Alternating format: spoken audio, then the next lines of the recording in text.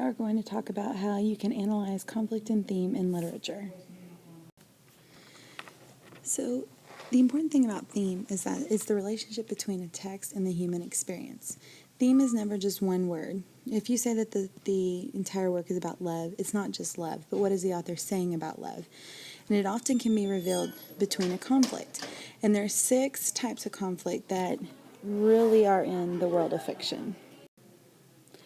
So the 6 types of conflict will be human beings in conflict with nature, humans being in conflict with one another, and we see that throughout history. Humans being in conflict with themselves when you are warring within yourself.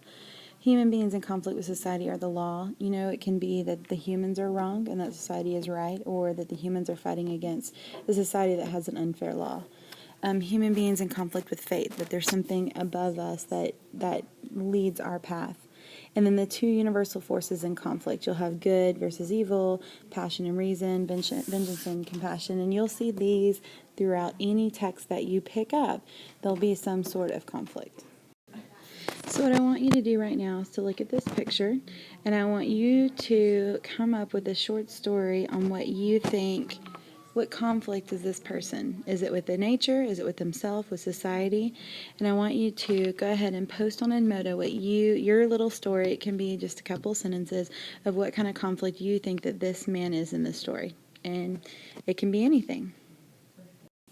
So the point of looking at conflict is to see the truth of what it means to be human. You know, we experience conflict, we grow, we change, and that's going to bring about your theme in the work. A lot of times there's going to be more than one conflict, but you're going to uncover that universal theme. If someone's heart is broken, you know, how is that person reacting when it comes to meeting true love? Or, you know, if they're in conflict and they're fighting society, you're going to have a universal theme that comes about because of the conflict that's involved. Okay, so we're going to look at some definitions. First is a specific thematic idea. What you need to focus on is that it's an abstract idea that's 1 or 2 words. So you're going to think of ideas like love. You're going to look at words like justice. And if these sound familiar, it's because it's the philosophies that we looked at. It could be reality. It could be truth. So it's going to be one of those 2 that the author uses and expresses through plot and characters, and mainly conflict. The thematic statement, though, is not just that idea.